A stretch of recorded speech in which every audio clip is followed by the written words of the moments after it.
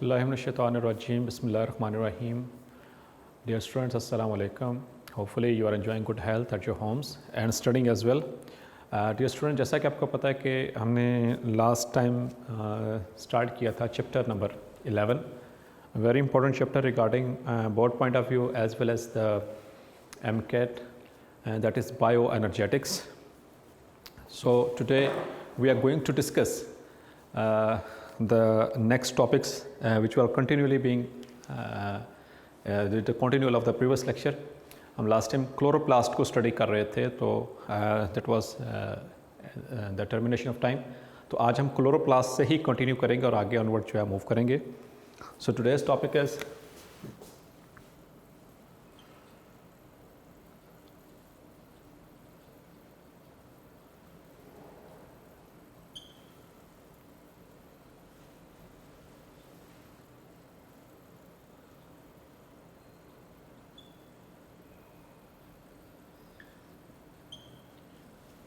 That is chloroplast. Chloroplast आप को पता है, जैसे कि आपने चैप्टर नंबर 4 में भी पढ़ा था, that is basically a type of plastid found in the photosynthetic organisms except for the bacteria. तो क्लोरोप्लास्ट एक ट्रायंगुलर सा स्ट्रक्चर होता है. इसके दो मेम्ब्रेन्स होती हैं, आउटर एंड इनर मेम्ब्रेन. आपने लास्ट लेक्चर में भी डिस्कस किया था.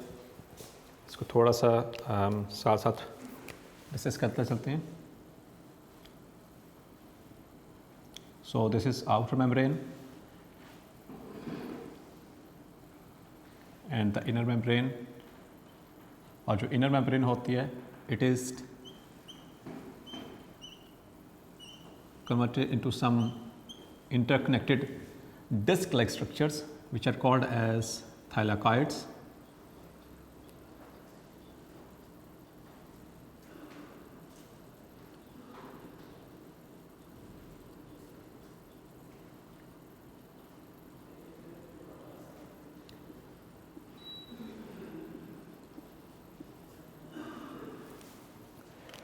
And these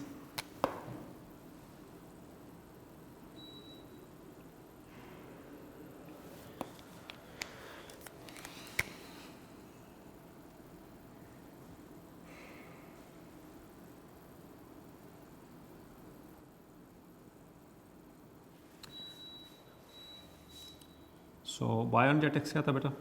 That is basically a study of the quantitative study of the energy relationships and energy conversions in the biological systems. कि living organisms के अंदर energy कैसे transfer होती है, कैसे कन्वर्ट होती है एक फॉर्म से दूसरे फॉर्म में, वो हमारा मेन टॉपिक है इस चैप्टर का, दैट इज़ बायोएनर्जेटिक्स. और उसमें हम क्लोरोप्लास्ट लास्ट टाइम डिस्कस कर रहे थे. तो क्लोरोप्लास्ट जो होती है basically it is a type of plastid. हमने as we have discussed previously, it is a type of plastid which is present in the green plants, all the green plants, ठीक है, and it imparts green color. ठीक है, ये green color impart करती है. This is the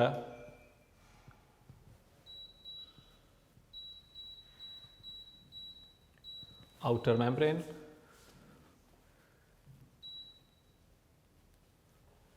This is inner membrane. और इसके अंदर जो इनर मेम्ब्रेन जो होती है, it is converted into some disc like structures. और ये डिस्क लाइक जो स्ट्रक्चर्स हैं, they are called as thylakoids. और जो थाइलाकॉइड्स होते हैं, ये सिंगल फॉर्म में भी मौजूद होते हैं, but they are also formed in the form of columns. एक दूसरे के ऊपर स्टैक हुए होते हैं, जिस तरह से आपको नज़र आ रहा है. ये एक थाइलाकॉइड, ये दूसरा, ये तीसरा, ये चौथा, इस तरह से ये कॉलम्स बने होते हैं. तो ये जो कॉलम्स बनते हैं, इनके stacks of thylakoid, they are called as granum. This complete column is called as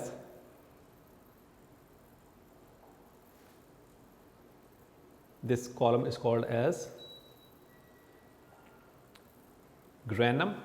और प्लूरली दैट इज इसका जो फॉर्म है, that is called as grana. और आपको पता है कि इसके अंदर एक ग्रैनम के अंदर देयर शुड बी एटलीस्ट 50 और 50+ थाइलाकॉइड्स. ठीक है, इसके अंदर मौजूद होते हैं. और जो ग्रेना होते हैं, they are interconnected with each other with the help of this non green parts. these are called as intergranum, ठीक है, these are called as intergranum। ये जो उनसे नॉन ग्रीन पार्ट जिसकी मदद से ये ग्रेनम जो होते हैं आपस में जुड़े होते हैं। उसके बाद आपको ये नीचे ब्लू ब्लू कलर का एक स्ट्रक्चर नज़र आ रहा होगा। This is basically a region in which these grana और थाइलाकॉइड्स आर एम्बेडेड। एक डेंस फ्लूइड होता है जिसके अंदर ये मौजूद होते हैं। इस डेंस फ्लूइड को कहते हैं stroma, that is called as stroma, a dense fluid in which these thylakoid membrane, these thylakoids or the granum are present. That very dense fluid is called as stroma.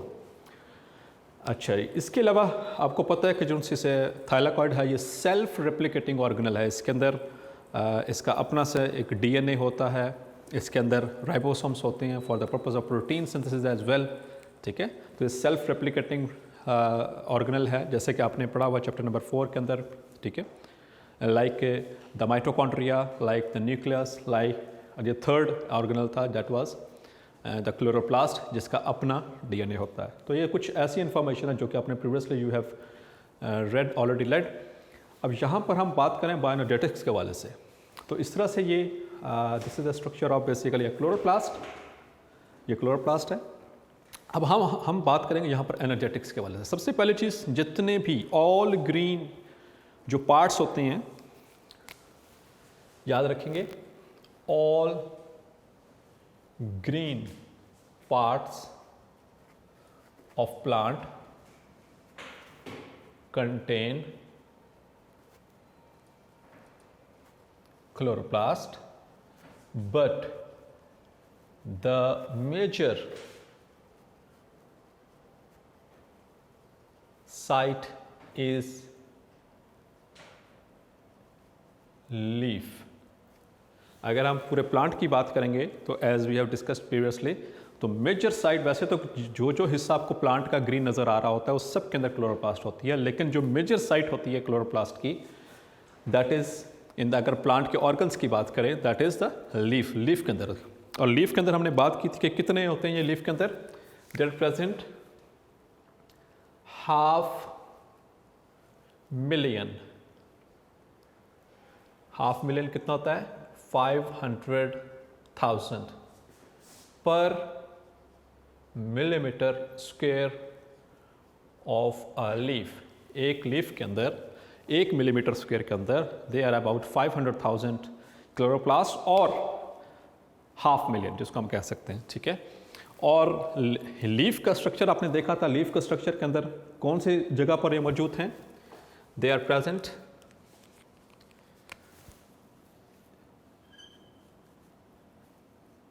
Leaf में कहाँ पर present है, they are present within the mesophyll tissue, वहाँ पर ये abundant है।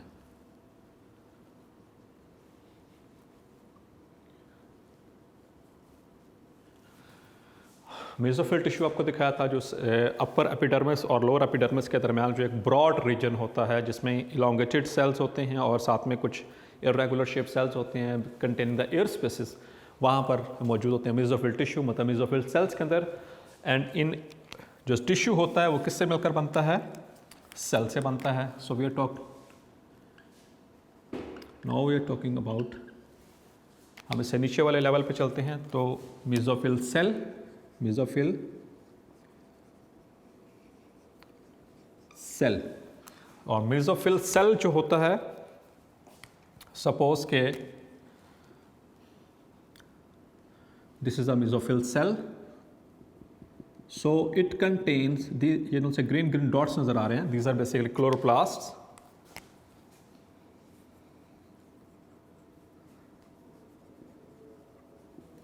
और एक कितने होते हैं एक मेसोफिल सेल के अंदर,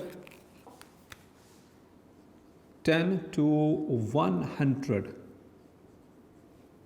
chloroplast per mesophyll cell, at least कम से कम 10 होते हैं, and may reach up to 100 chloroplast.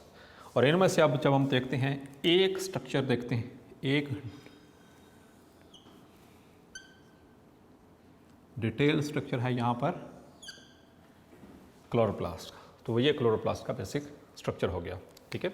अब इसमें से थोड़ा सा अगर हम मज़ीद डिटेल में जाएंगे तो ये आ गया थाइलाकॉइड मेम्ब्रेन, ये thylakoids.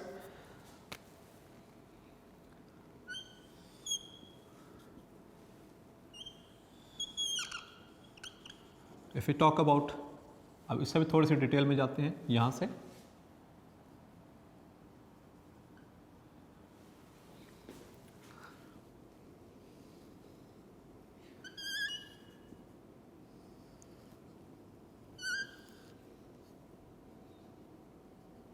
So this is a single thylakoid, clear? तो ये एक थाइलाकॉइड है।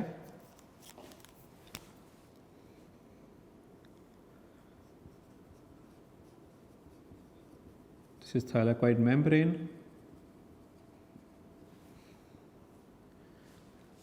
and this is thylakoid interior space, जो थाइलाकॉइड के दरमियान में मौजूद है मेम्ब्रेन के, और अंदर जो मैट्रिक्स के दरमियान में जो स्पेस होती है that is thylakoid interior space. अब हम देखते हैं थाइलाकॉइड की एक्चुअल के इससे आगे डिटेल क्या बनेगी इसकी। अब जो थाइलाकॉइड होता है it consist of, the thylakoid consist of the basic the green pigment which we called as chlorophyll, ठीक है। इससे पहले स्ट्रोमा के हवाले से मैं कुछ बताता चलूँ। स्ट्रोमा आपने बताया कि this is basically a dense fluid, और ये वो जगह है जहाँ इट कंटेन्स एंजाइम्स। ये कौन से एंजाइम्स होंगे? For conversion of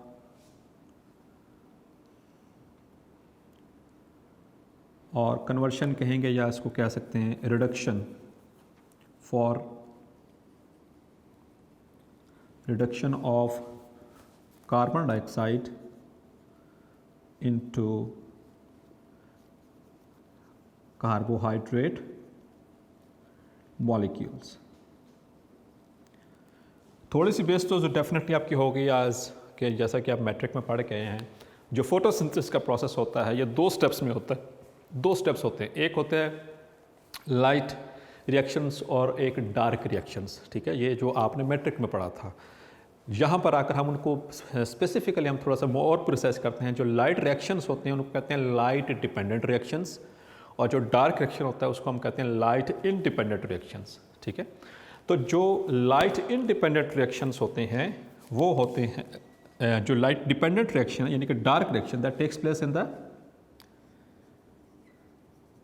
light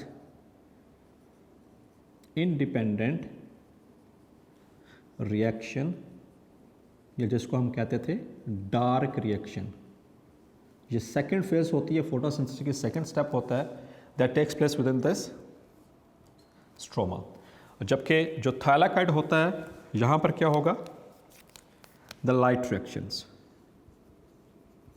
light dependent reactions, या जिसको हम सिंपली कहते थे लाइट रिएक्शन। तो ये फर्स्ट स्टेप होता है फोटोसिंथेसिस का, और ये सेकंड स्टेप होता है फोटोसिंथेसिस का डार्क रिएक्शन, जो कि स्ट्रोमा में होगा।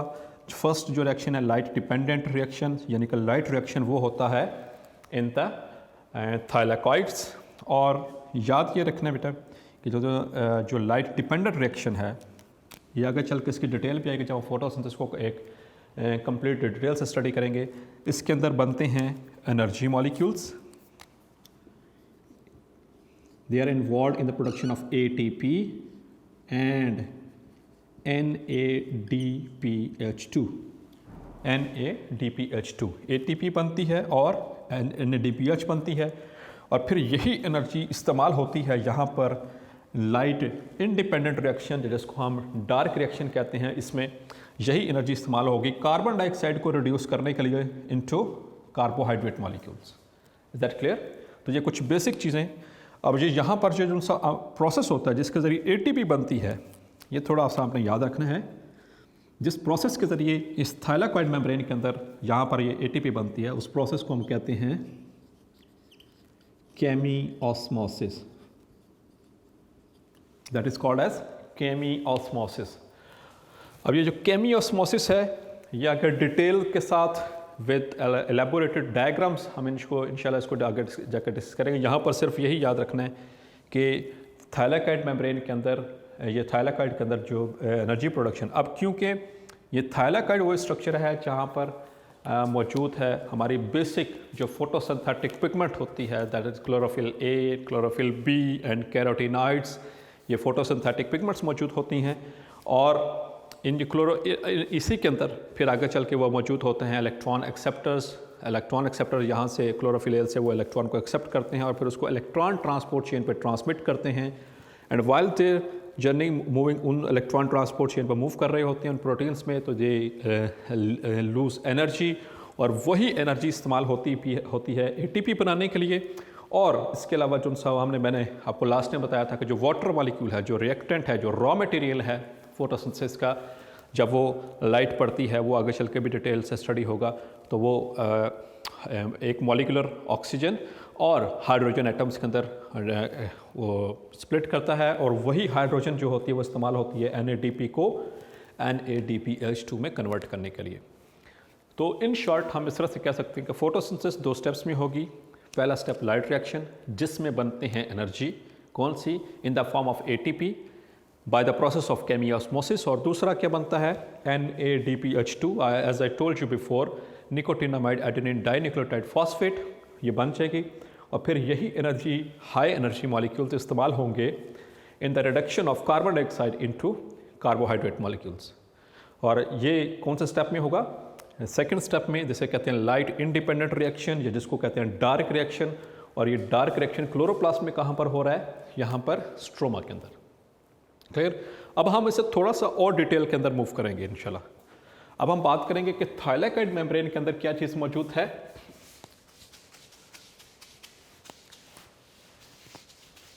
So our next topic is the photosynthetic pigments.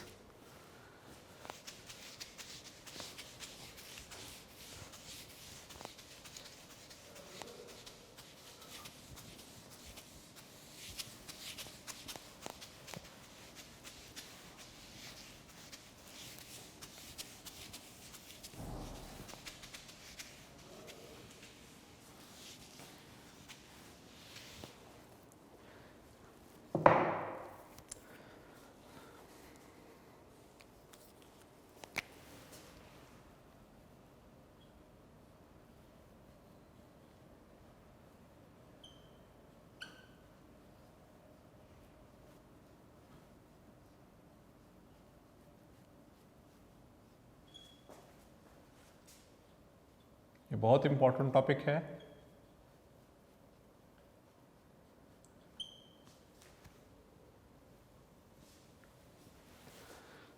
हमारे पास 2 तरह की फोटोसिंथेटिक पिगमेंट्स होती हैं in the plants.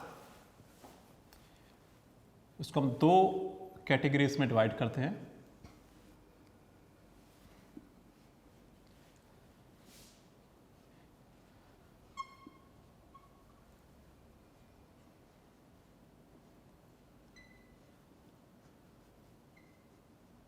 The major photosynthetic pigment, and number 2 accessory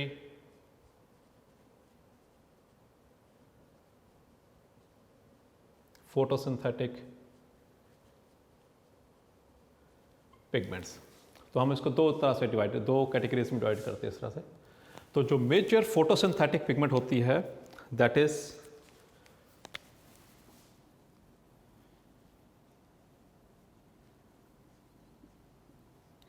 chlorophyll A, और जो एसेसरी पिगमेंट्स होती हैं इसमें chlorophyll b and number 2 are the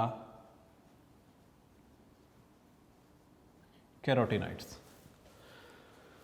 अब मेजर का मतलब यह है कि इसके बगैर फोटोसिंथेसिस का अमल नहीं हो सकता। और एसेसरी किसे कहते हैं? एसेसरी का मतलब होता है हेल्पिंग, ये हेल्पर होती हैं। मतलब अगर ये ना भी हो तो फोटोसिंथेसिस का प्रोसेस चलेगा तो ज़रूर, लेकिन उस एक्यूरेसी के साथ, उस एफिशिएंसी के साथ नहीं चल सकता। लेकिन अगर ये एसेसरी पिगमेंट्स होंगी तो फिर फोटोसिंथेसिस जो होती है वो एक्यूरेट, एफिशिएंट जो है वो प्रोसेस के साथ वो कंटिन्यू करेगी। अभी चल के आगे इसका इंशाल्लाह कंसेप्ट भी क्लियर होगा। अब याद रखेंगे कि इसको क्लोरोफिल ए को हम नोटिफाई करते हैं CHLA के साथ, क्लोरोफिल बी को CHLB। ये इनकी शॉर्ट फॉर्म्स हैं, आगे चल के इस्तेमाल होंगी, इसलिए पहले बताता चलो, ठीक है। अब रीज़न ये अल्लाह ताला ने ये क्यों इस तरह से इन फोटोसिंथेटिक ऑर्गेनिजम्स के अंदर ये मेजर और एसेसरी पिगमेंट्स क्यों रखी हैं? क्योंकि जो मेजर फोटोसिंथेटिक पिगमेंट है वो तो है क्लोरोफिल ए। अब ये सारी की सारी लाइट को इस्तेमाल नहीं कर सकती। जो वाइट लाइट आती है ना हमारे पास, सूरज की रोशनी जो आती है, वो सारी की सारी लाइट को ये इस्तेमाल नहीं कर सकती, सारी की सारी लाइट एब्जॉर्ब नहीं कर सकती। अब उसके जो ये एब्जॉर्ब नहीं कर सकती तो जो एसेसरी पिगमेंट्स हैं वो उनको एब्जॉर्ब करती हैं। एब्जॉर्ब करने के बाद then they transmit them to the, ये उसको फॉरवर्ड करती हैं, उसको प्रोपेगेट करती हैं टूवर्ड्स द क्लोरोफिल ए, ताकि वो लाइट एब्जॉर्ब हो सके और फोटोसिंथेसिस का प्रोसेस कंटिन्यू कर सके। इससे पहले एक चीज़, एक बेसिक चीज़ याद रखनी है आपने पहले भी पढ़ा होगा ये चीज़ कि जो सनलाइट होती है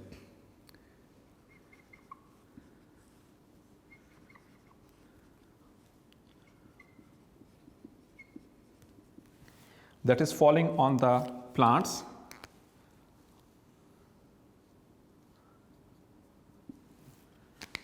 इसमें से only 1% is absorbed। जितनी सूरज की रोशनी इन प्लांट्स के ऊपर पड़ रही है उसका सिर्फ 1%, 1% जो है वो एब्जॉर्ब होती है, and 99% is either transmitted or reflected।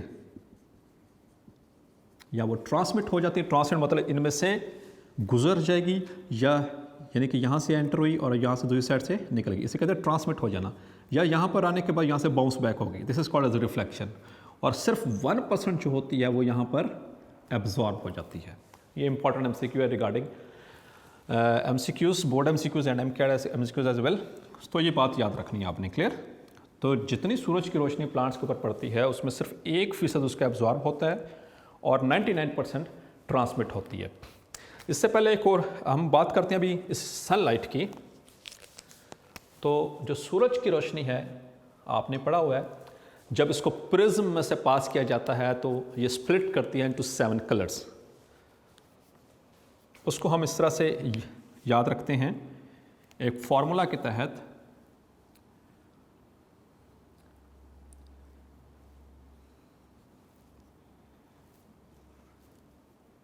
विबकायोर, ठीक है।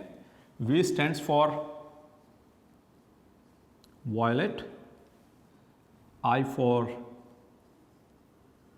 Indigo, B for blue, G for green, Y for yellow, O for orange and R for red. Clear.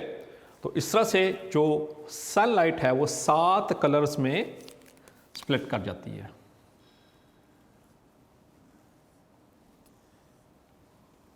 into these 7 colors। और ये सारे का सपोज के इसके आगे हम देखते हैं, दिस इज, अब यहाँ पर ये लीफ है, लीफ के अंदर मौजूद है क्लोरोप्लास्ट, और क्लोरोप्लास्ट के अंदर हमने क्या बात की थी कि मौजूद है वो थाइलाकॉइड और स्ट्रोमा, और थाइलाकॉइड जो मेम्ब्रेन होती है उसके अंदर एम्बेडेड होती हैं फोटोसिंथेटिक पिगमेंट्स, ठीक है। और इस सपोज कि ये एक फोटोसिंथेटिक पिगमेंट है, लेट्स सपोज दिस इज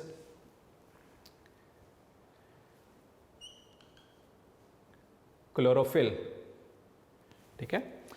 अब जो क्लोरोफिल होती है वो एब्जॉर्ब क्या करेगी, इसको, ब्लू कलर को, violet, blue, orange and red. अब ये याद रखना है, ये 4 वेवलेंथ्स की जो लाइट्स होती हैं इनको दीज आर एब्जॉर्ब्ड, ये एब्जॉर्ब हो जाएंगी। Very important concept, very very important concept regarding this all this processes. याद रखना है, जो लाइट एब्जॉर्ब हो जाएगी that will take part in photosynthesis. जो लाइट यहां से एब्जॉर्ब होगी, जो लाइट यहां से जैसे वायलेट, ब्लू, ऑरेंज और रेड, ये यहां से एब्जॉर्ब हो रही हैं इस फोटोसिंथेटिक पिगमेंट से, तो ये इन्वॉल्व हो जाएंगी in the process of photosynthesis. जबकि जो इंडिगो के यहाँ से transmit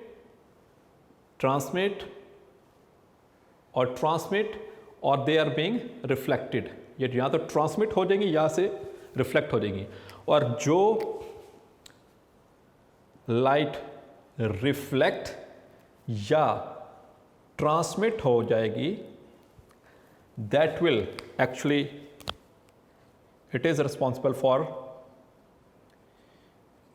giving color to pigment। यानी कि क्लोरोफिल का कलर या तो फिर क्या होगा, इंडिगो होगा, ब्लूइश कलर होगी, या ग्रीन कलर होगा, या फिर येलो कलर की होगी। ठीक है, तो ये बहुत इंपॉर्टेंट कंसेप्ट है रिगार्डिंग दिस प्रोसेस। जो लाइट वेव्स एब्जॉर्ब होंगी वो फोटोसिंथेसिस में इन्वॉल्व हो जाएंगी, जो यहाँ से ट्रांसमिट या रिफ्लेक्ट हो जाएंगी वो उसको उसका कलर दे देंगी, वो that will be responsible for the colour of that very pigment. Clear? तो ये चीज़ आपने याद रखनी है यहाँ पे। तो ये 7 लाइट जो इसमें स्प्लिट करती है 7 कलर्स के अंदर, उसमें ये तरतीब होती है। तो वॉयलेट, इंडिगो, ब्लू, ग्रीन, ये ऊपर से हम नीचे की तरफ मूव करते हैं, और इसकी जो रेंज होती है ये आपने याद रखनी है 380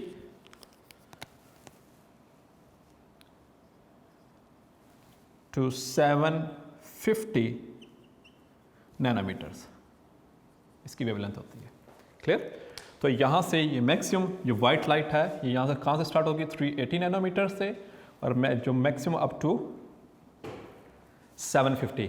जो ये रेड कलर की होती है 620 से लेकर के नैनोमीटर से 750 तक की इसकी रेंज होती है रेड कलर की। इसी तरह उनकी भी मुख्तलिफ तरह की रेंजेस होती हैं, but the start from the 380, यानी कि 380 नैनोमीटर होती है, that is for the violet colour, और maximum is for the red colour. तो जैसे नीचे की तरफ जाती हैं तो मैक्सिमम रेड कलर इसकी वेवलेंथ होगी। तो ये हमें इनकी वेवलेंथ कैसे पता चलती है कि ये कौन सी जो पिगमेंट है वो कौन सी वेवलेंथ को एब्जॉर्ब कर रही है। इसके लिए एक इंस्ट्रूमेंट होता है that is called as spectrophotometer.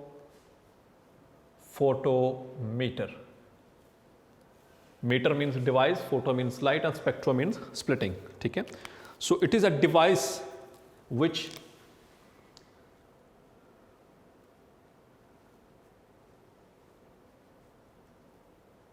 which absorb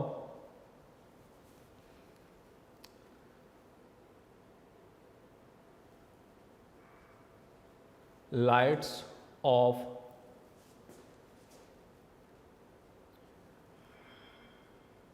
various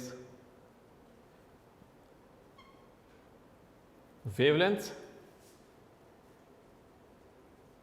and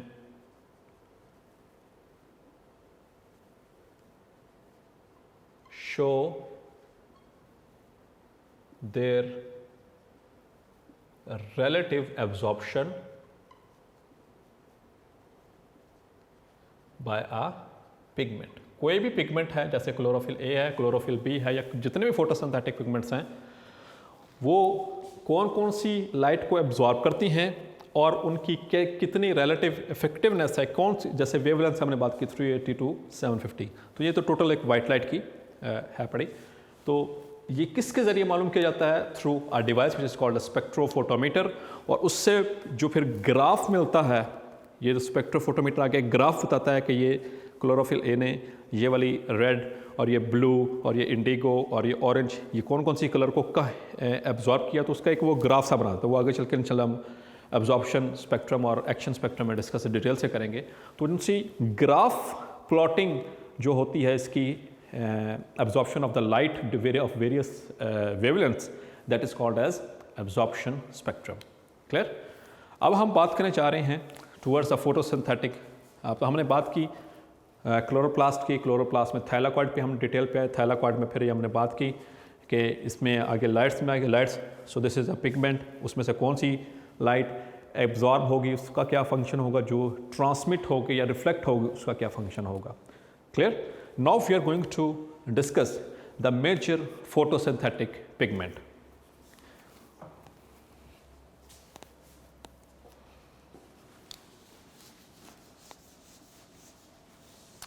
So the major photosynthetic pigment is chlorophyll A। ठीक है, तो हम अभी डिस्कस करने जाएंगे, we are going to discuss the chlorophyll structure which is very important। ये regarding short question, regarding long question and MCQs as well।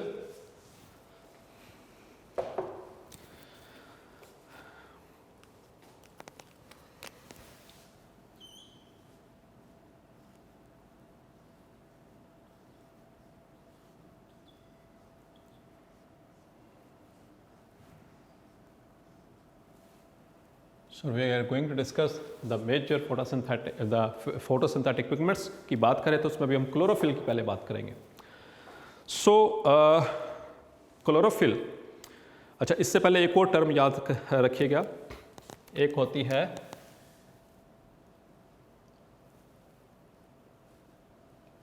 Bacterio chlorophyll. Bacteria chlorophyll उस chlorophyll को कहेंगे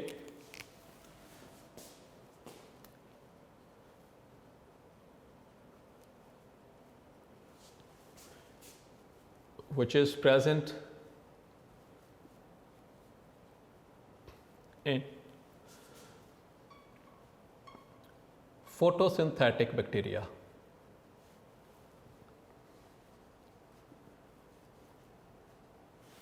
ठीक है, which is present within the photosynthetic। आपने bacteria पढ़ा था, bacteria का पूरा चैप्टर आपने पढ़ा।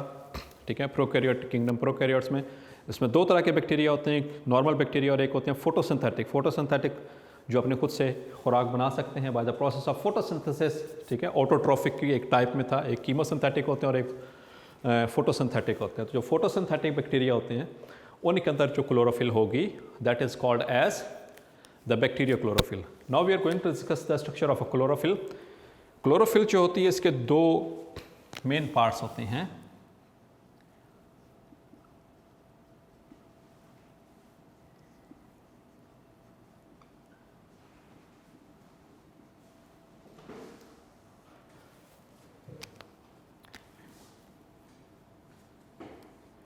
Number one is head and number two is tail। ये दो मेन पार्ट्स, ठीक है, क्लोरोफिल के। जो हेड होता है ये basically it is squarish in shape. पहली बात याद रखनी है कि ये स्क्वायरिश होता है, और दूसरा इसका इम्पोर्टेंट जो इसके हवाले से है, इट एब्जॉर्ब्स द लाइट। ये वो हिस्सा है क्लोरोफिल का हेड रीजन जो कि लाइट को एब्जॉर्ब करता है, जबकि जो टेल होती है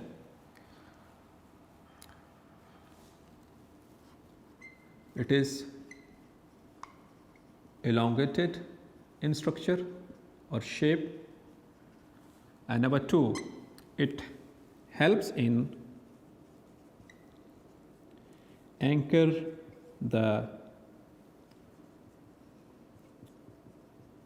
chlorophyll molecule to the thylakoid membrane। तो ये दो इंपॉर्टेंट पॉइंट इन दोनों के वाले से याद रखने हैं। और दूसरी चीज़ जो आपने जहन में रखनी है कि जो हेड होता है उसका एक प्रॉपर नेम है, that is called as porphyrin ring. It is called as porphyrin ring या पोरफायरिन, सिंपल इसको कह सकते हैं। और जो टेल होती है उसे कहते हैं फाइटोल। जो टेल होगी उसे फाइटोल कहते हैं, C20H39।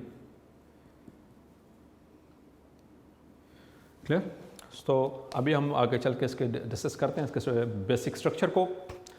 So now we are going to discuss the structure of the molecule of a chlorophyll. अभी हमने कैसे इसको ड्रॉ कैसे करना है।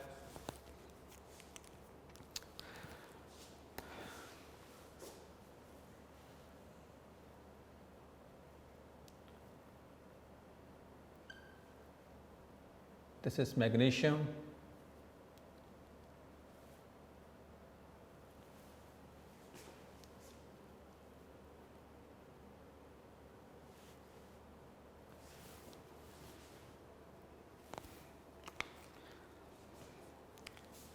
अब जो हेड है इसके अंदर आपने ये भी याद रखना है, it consist of 4 pyrrole rings. 4 pyrrole rings होते हैं। So here we go, nitrogen, nitrogen, nitrogen and nitrogen, 4 nitrogen. Clear? अब इन नाइट्रोजन मॉलिक्यूल्स के साथ हम ड्रॉ करेंगे स्ट्रेट लाइंस इस तरह से, हॉरिजॉन्टल लाइंस लाइक दिस। अब हम यहाँ पर परपेंडिकुलर लाइंस ड्रॉ करेंगे इस तरह से, इस तरह से, in this way like this. अब हम इसकी ऑपोजिट यहाँ पर एक लाइन ड्रॉ करेंगे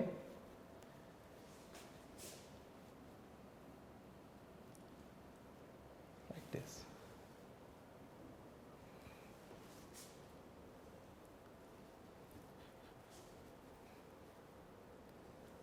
लाइक दिस। अब हम इनको ज्वाइन करेंगे, इन सारी लाइंस को ज्वाइन कर देंगे इस तरह से।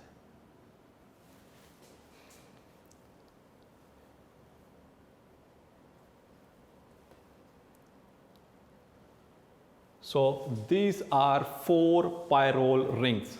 याद रखेंगे ये 4 पायरोल रिंग्स होते हैं जिसकी हमने बात की थी कि जो हेड है इसमें मौजूद होते हैं।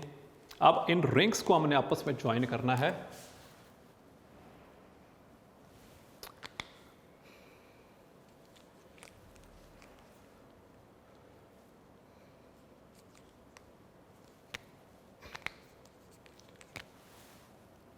From this point to this।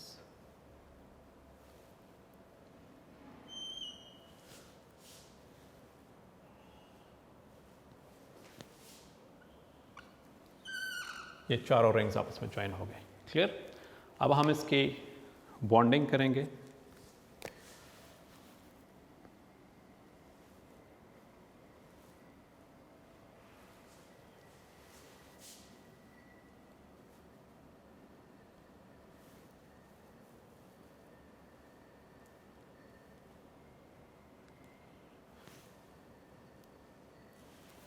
like this। अब next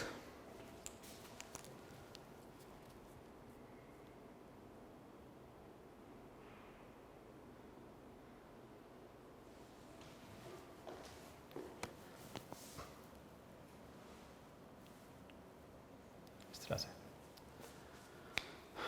now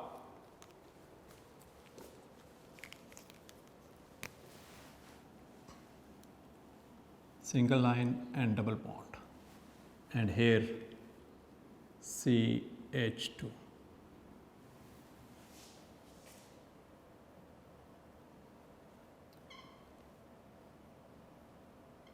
CH3।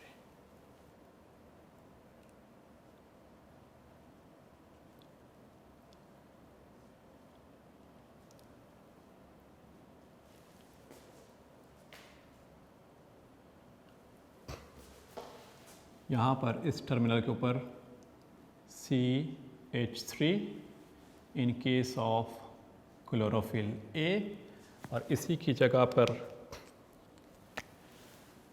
CHO in case of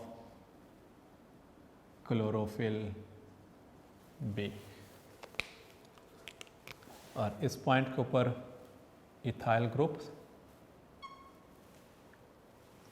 now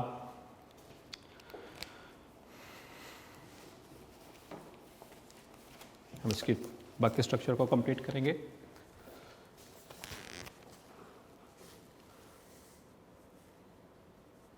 CH3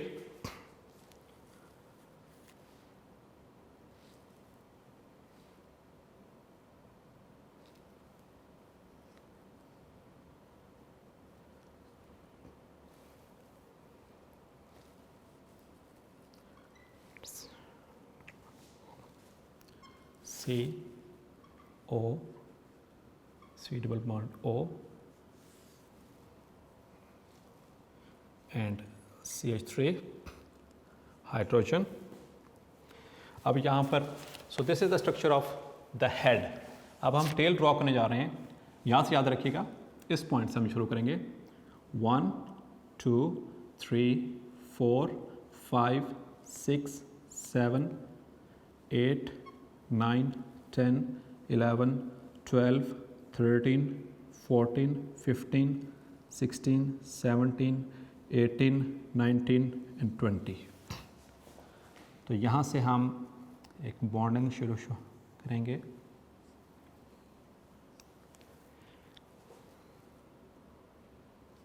double bond O O, यहाँ पे double bond. So that's it.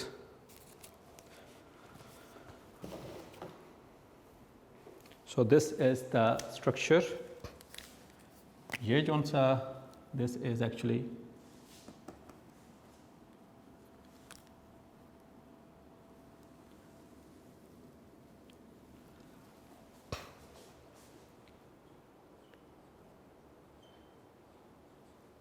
phytol tail, and this structure, ये जो सा स्ट्रक्चर है, this is porphyrin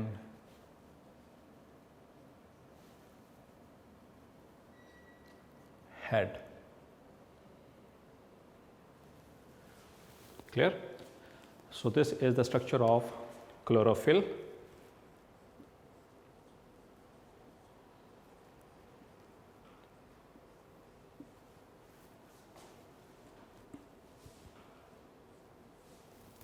तो बस याद रखना बेटा कि ये बेसिक स्ट्रक्चर है क्लोरोफिल का। सेंटर में यहाँ पर देखें मैग्नीशियम और 4 पायरोल रिंग्स हैं। हर पायरोल रिंग के अंदर एक नाइट्रोजन है।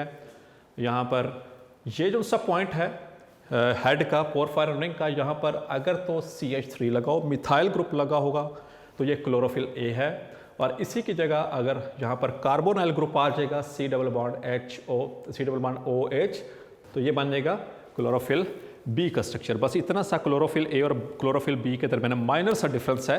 इसके अलावा बाकी इनका स्ट्रक्चर सेम होता है। इसके अलावा एक और चीज़ याद रखनी है,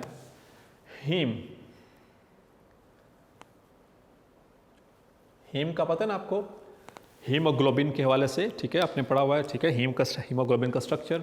तो हीम का स्ट्रक्चर भी तकरीबन इसी तरह से मिलता जुलता होता है। उसके अंदर भी ये पोरफायरिन रिंग होता है, लेकिन वहाँ पर इस जगह के ऊपर, इस पॉइंट के ऊपर जहाँ पर मैग्नीशियम होता है, it consist of iron in case of heme. ये याद रखना है। और एक चीज़ याद रखनी है कि यहाँ पर देखें, ये जो से मैग्नीशियम है, ये इंपॉर्टेंट पॉइंट बताना चाह रहा हूँ। मैग्नीशियम जो होता है ये कोऑर्डिनेट कोवलेंट बॉन्ड के जरिए इन पायरोल रिंग्स के साथ अटैच होता है। It is coordinated with the 4 pyrrole rings. ऐसी वर्डिंग हमारी बुक में इस्तेमाल की गई है, कोऑर्डिनेटेड का मतलब दैट इज़ इट इज़ ये किस बॉन्ड के ज़रिए जुड़ा हुआ है, कोऑर्डिनेट, क्योंकि वैसे तो देखा जाए तो इसके बाद ये वैलेंसी +2 है, लेकिन पायरोल रिंग में तो नाइट्रोजन तो 4 पायरोल रिंग्स हैं, क्लियर। तो ये कोऑर्डिनेट कोवेलेंट बॉन्ड के ज़रिए यहाँ पर इनके साथ जुड़ा हुआ होता है, clear. So that was all for today's lecture. इंशाल्लाह नेक्स्ट लेक्चर में हम डिस्कस करेंगे आगे मज़ीद इस फोटोसिंथेटिक पिगमेंट्स को इंशाल्लाह कंप्लीट करेंगे। So if they up till now if there is any query or question you can ask me in the comments box. Thank you very much.